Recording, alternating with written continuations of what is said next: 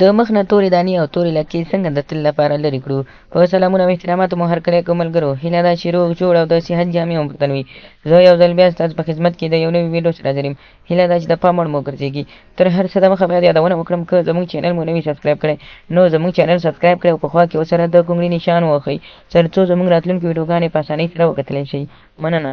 لکه څنګه چې روغ پوستکی او روغ مخ او روغ بدن د هر چا د خواهش وړ وي او خواهش یې وي چې تر څو روغ صحت او روغ بدن ولري، نو دغه شیان ښځې بیا په دې باندې ډېرې مطمئنې واوسېږي چې خپل مېړه لپاره یا خاوند لپاره یا د ژوند لپاره خپل مخ ښایسته وګڼي او ښایسته واوسېږي.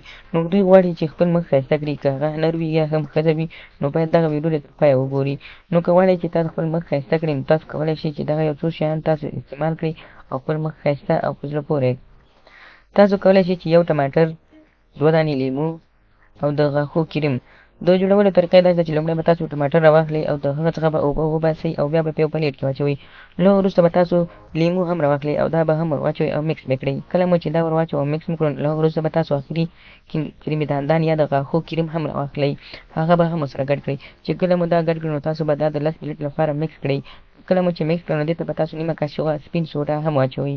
او سپین سوډا مو چې کله ور واچوئ، که سپین سوډا نه وي یا هم کورکمن یعنې هلدي چې ورته وایي، که هغه وي نو لا ښه ده. نو تاسو هغه ورته واچوئ او مکس کړئ او بیا یې په مخ باندې داسې کېږدئ لکه د ماسک په شانتې په مخ باندې استعمال کړئ او د 10 دقیقو لپاره یې په مخ پرېږدئ. په مخ چې تورې دانې وي، توره لکه وي، که هر څه وي، د هغه بازاري کریمونو نه 100 چنده صحي ده او بدن لپاره بیا کوم تاوان هم نه رسوي.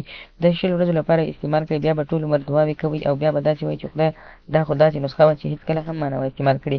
نو یو ځل استعمال باندې به ستاسو د ټول عمر مشکلات حل شي. نو هیله کوم ملګرو چې زموږ ویډیو مو خوښه شوي وي، لایک کړئ، شیر یې کړئ او زموږ چینل هم سبسکرایب کړئ. مننه.